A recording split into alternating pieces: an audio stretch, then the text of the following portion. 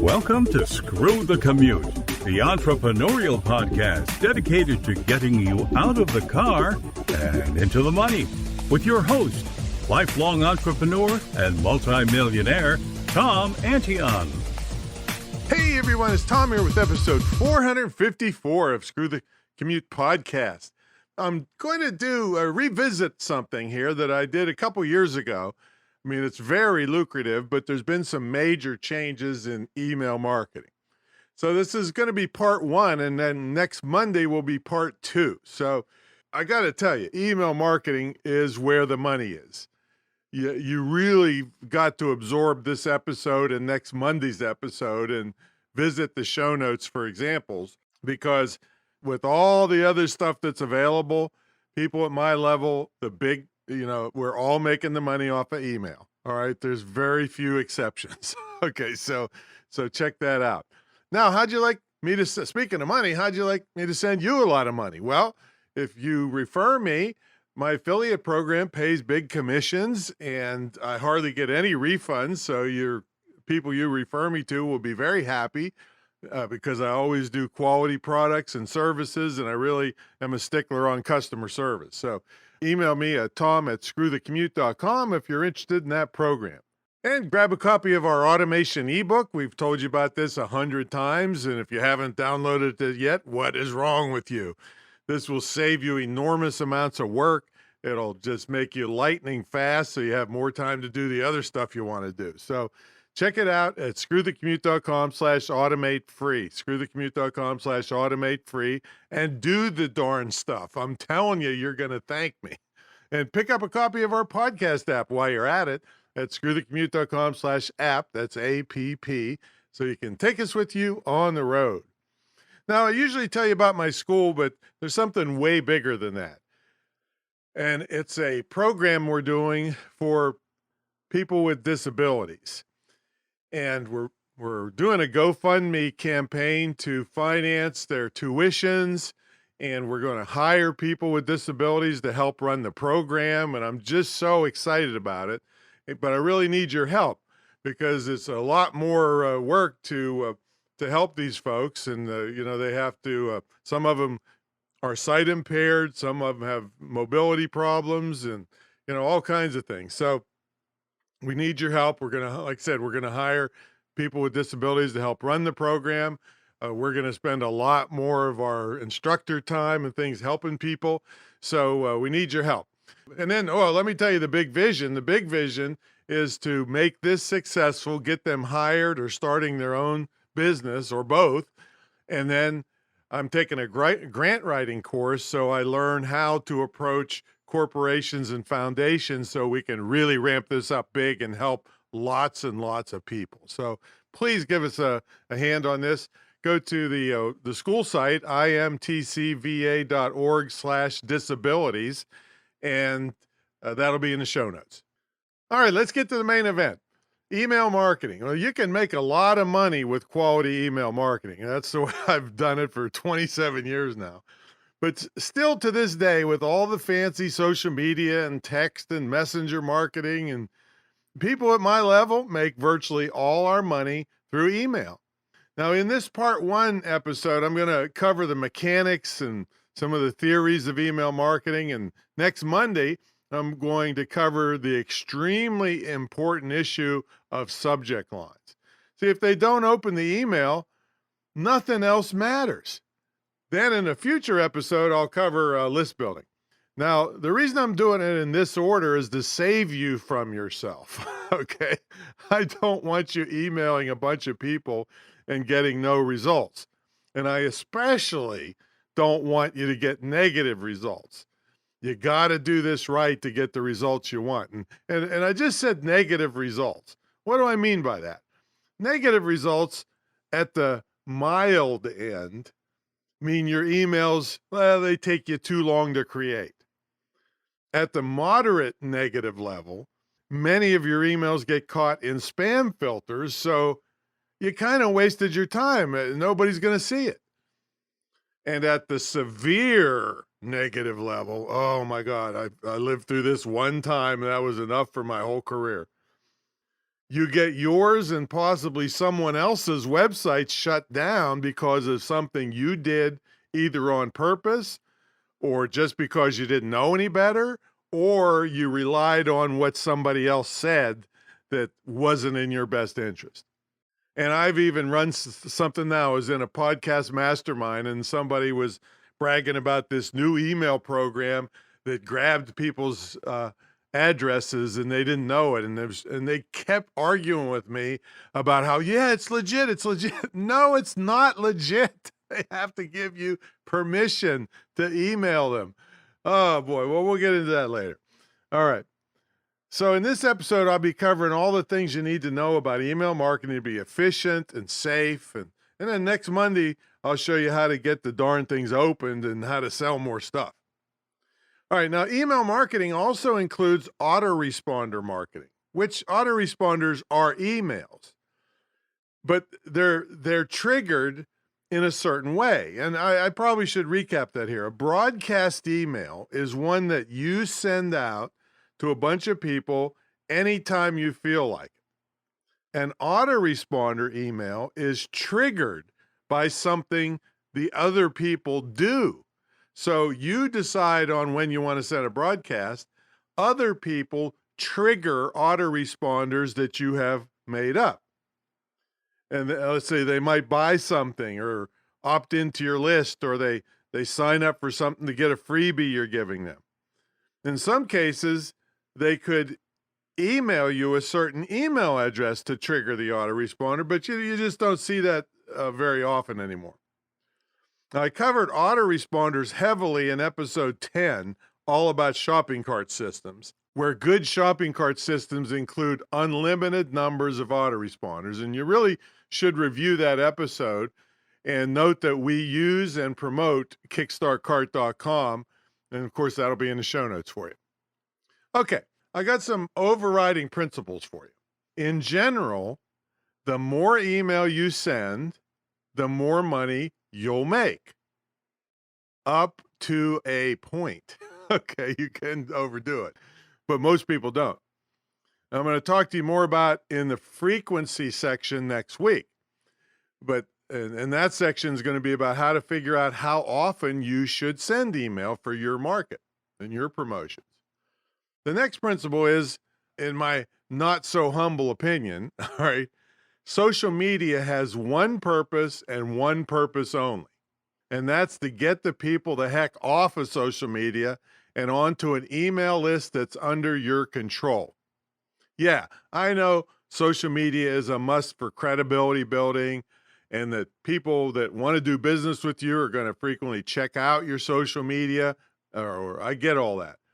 But from a money standpoint, you will make the money from email, and you won't be susceptible to the constant social media changes that can wipe out everything you've done in a second. All right, now the third principle is the trend is to shorter emails leading to a web page. See, the longer your email is, the more chance it will innocently get caught in a spam filter. And there are techniques I'm going to tell you about, and next week a really powerful one that's about short emails that gets way more people to open your stuff and way more people to click through to your website where you can sell them a lot of stuff. But that part's next week. But right now we're going to talk about spam. This is a really important subject. See, if you're a legitimate business person or aspire to be one, you do not want to be thought of as a spammer. And you're going to see people trying to sell you tens of thousands of emails for $5 or $10 or some ridiculous thing like that. If you would send an email to that list, most likely many of the emails are bad. And the ones that get through, I got to tell you, that you should hope they don't respond. All right. You know, they're probably not going to, but you should hope they don't, because they're going to cuss you out. They're going to threaten to kill you and complain to your email and web host and possibly get you shut down completely. I've even seen it so bad they will go to any links in your spam email and have those sites shut down. and you'll likely get sued by those website owners. Right? So you just can't get sucked in by the thought of quick email riches. It does not happen. Now, on the other hand, if you do it correctly, like I'm going to teach you in these 2 episodes, it can create enormous regular income for you and your family. Now, which do you want? Great regular income for years. Okay, it's a dumb question. Or immediately lose everything online for spamming. It shouldn't be that hard of a decision. All right, let's talk about UCE, unsolicited commercial email. That's the legal term for an electronic promotional message sent to a consumer without the consumer's prior request or consent. We just call it spam.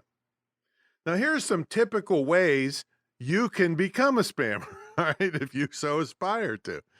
And I don't want you to become a spammer, but doing these things will ensure you become a spammer, at least accidentally. All right, here's a list up. Sending an email that someone didn't ask for, and then telling them they can opt out if they don't want them anymore. Opt out makes you a spammer. They didn't ask for the first email in the first place, so you're a spammer. Opting out is spam, period. Scraping is the next one. Using a piece of software to grab email addresses off of thousands of websites and then emailing those addresses. You're a spammer. All right, here's a very common one I see all the time. Someone gets a directory, let's say accountants, and they type in all the emails by hand and email all the accountants. Well, you're a spammer. As simple as that. Now, buying a list, as I mentioned before, that haven't specifically agreed to get emails from that list. And a lot of the people that sell these things are just lying scumbags, so they just want to get your money. So it's very, very risky to do that. Okay, emailing from business cards. Now, what I do is I ask the person giving me a business card if it's okay to email them, and I note on the card when and where I ask them.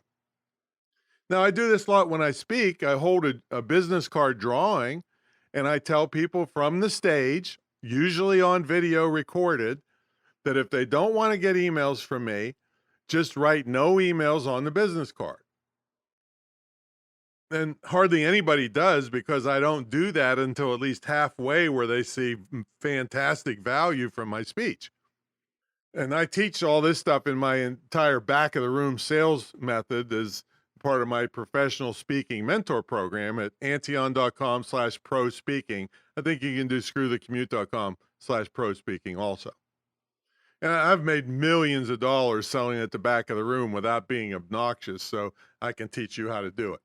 But anyway, that's how speaking and emails work together. You got to get their permission, get it on video, get it on tape, and then give them the chance to opt out right there before you ever send them an email by writing it on their business card. Okay, now we're still on the subject of spam. Now, in 2003, the Canned Spam Act was passed into law, and this makes it very clear for business people how to stay out of trouble when sending commercial emails. And the link to this on the Federal Trade Commission site is humongous, and the guidelines are all there, so I'll put it in the show notes, but I highly recommend you read through it. All right, so that discussion was all about who you can send to and what you must do so you aren't considered a spammer.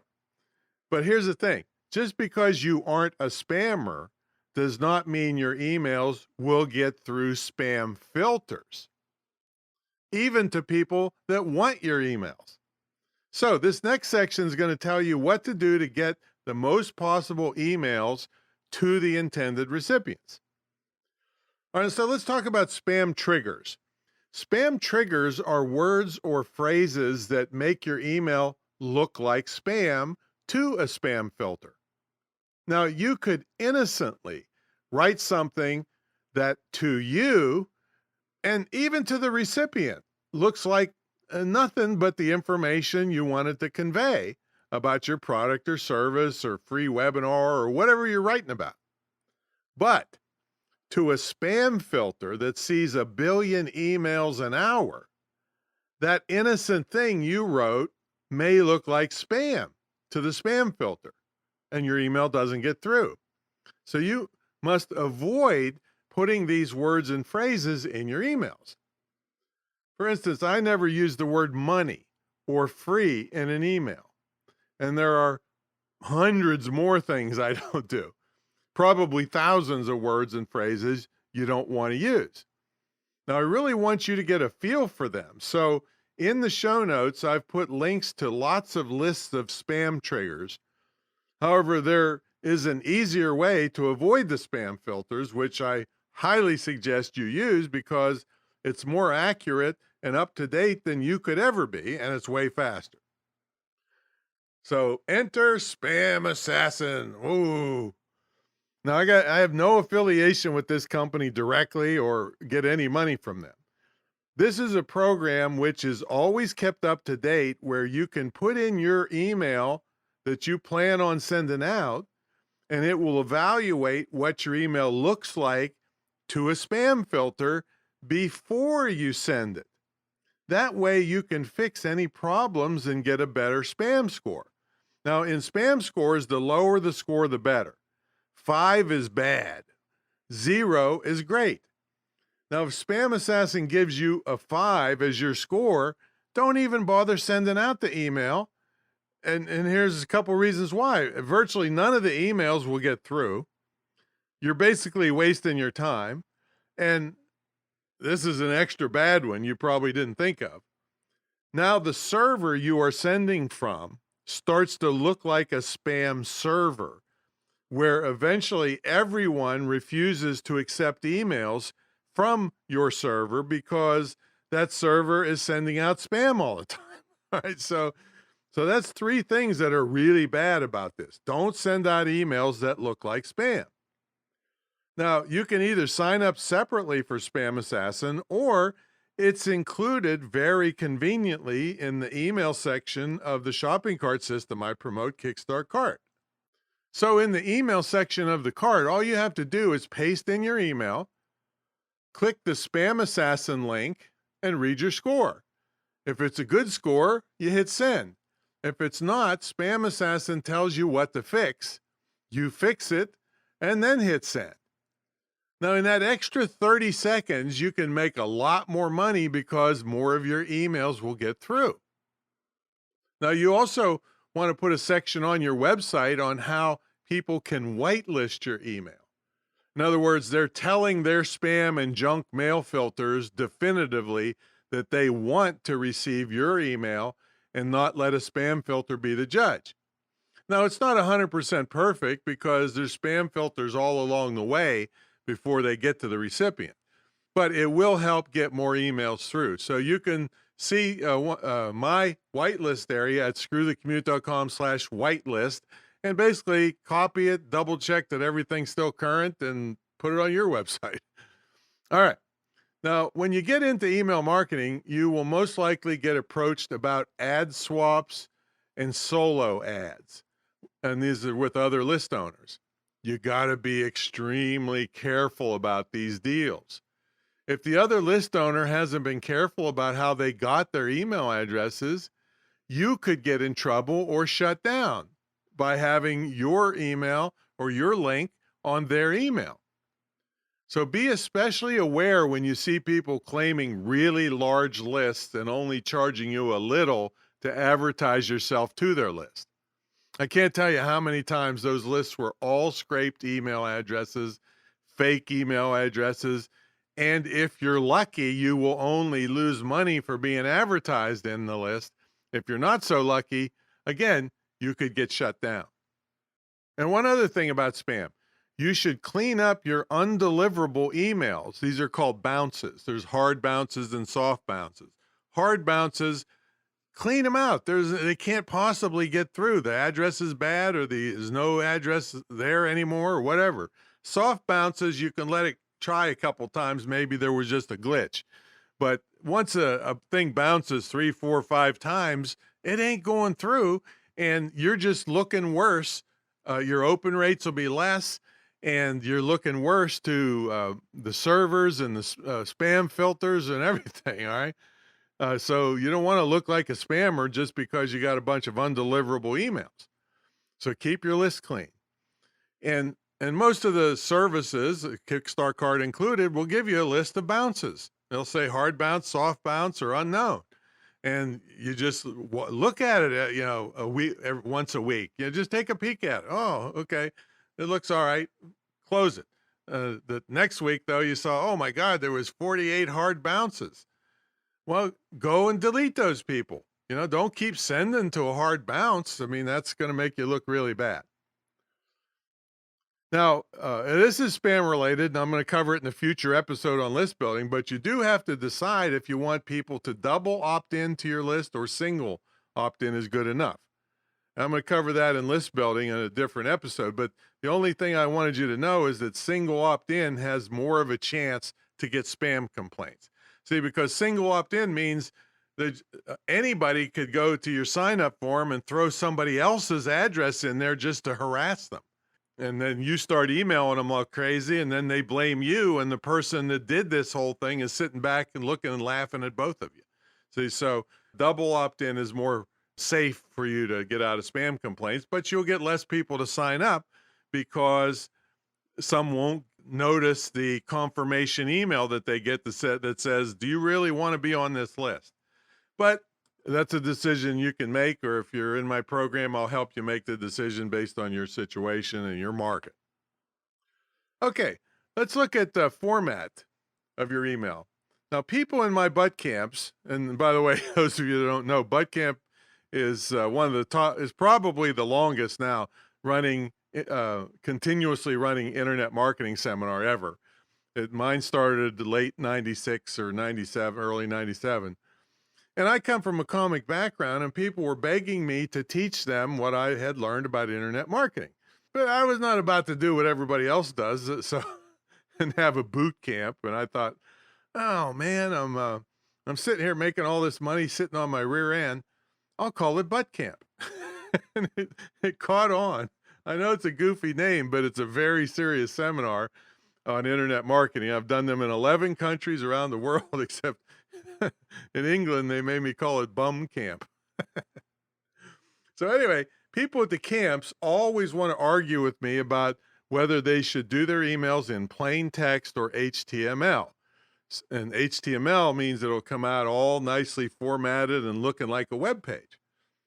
And here's what I used to say. We're getting into those big changes here now, folks.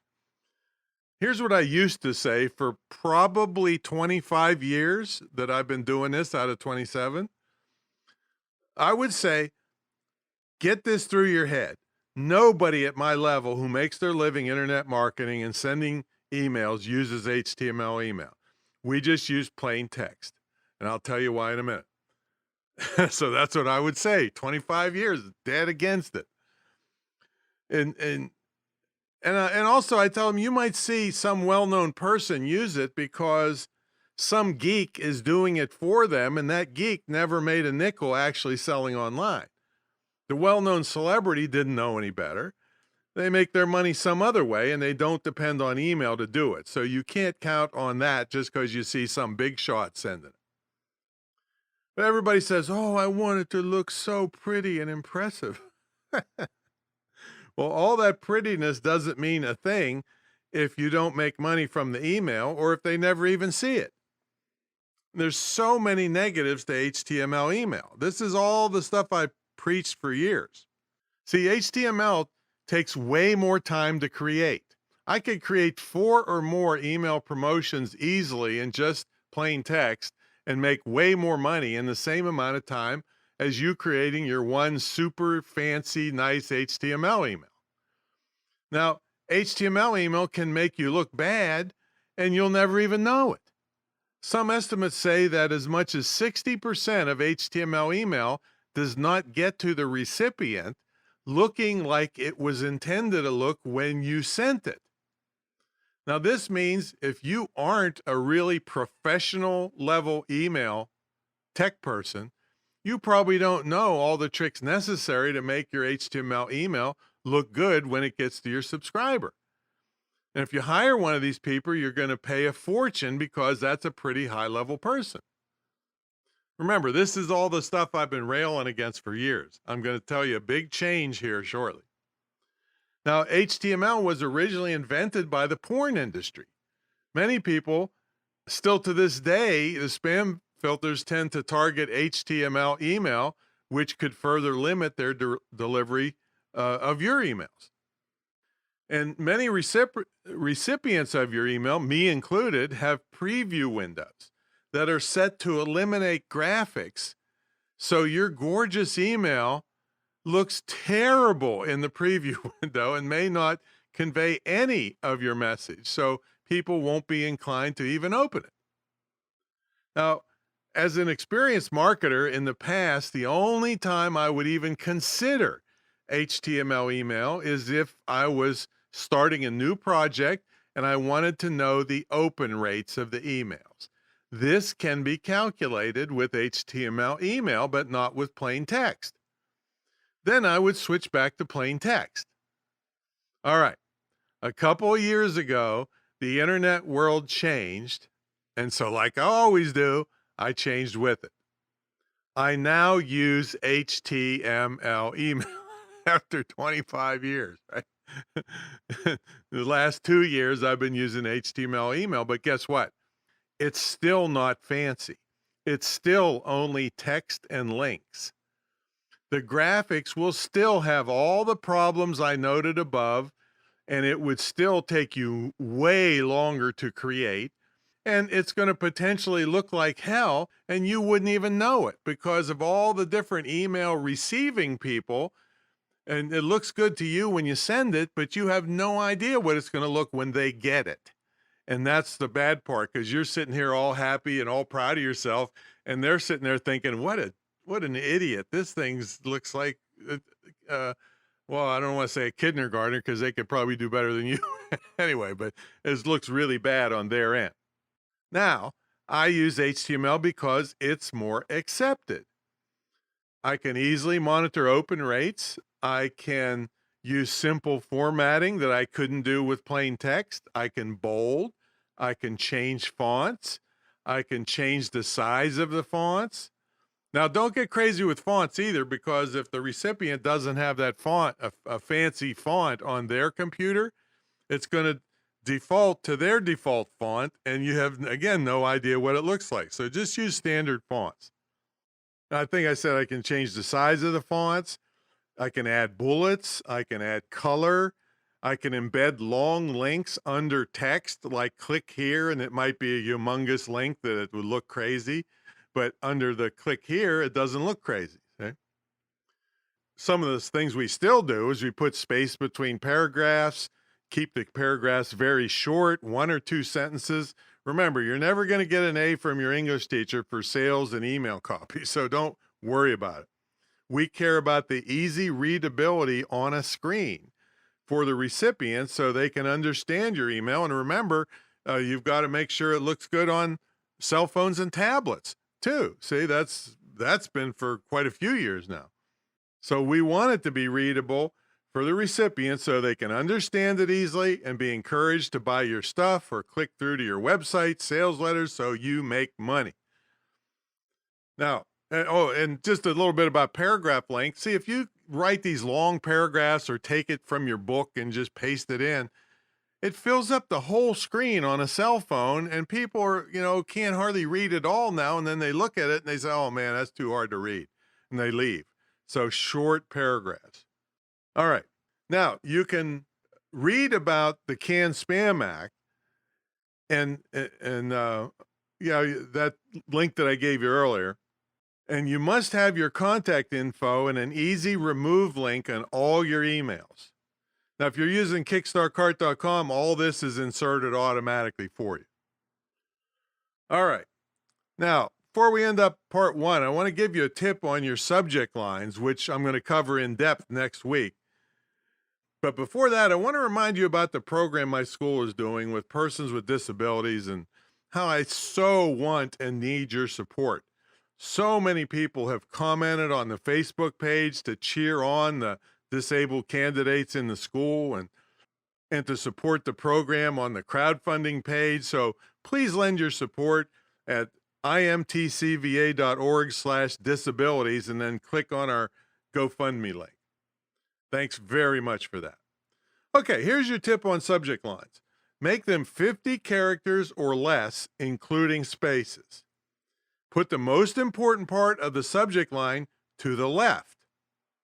See, I looked at the way I have my email set up, and it's been that way for years, and I can only see 36 characters. So this is extremely important because, like I said earlier, if the subject line doesn't make them want to open the email, nothing else you do after that matters. So there's your tip. Now, please visit the school site and support the GoFundMe program for the people with disabilities. And I'll catch you on the next episode. And then next Monday, we'll have part 2 of this where we'll really show you how to make money and get the emails opened and get clicks to your website. All right, catch you later.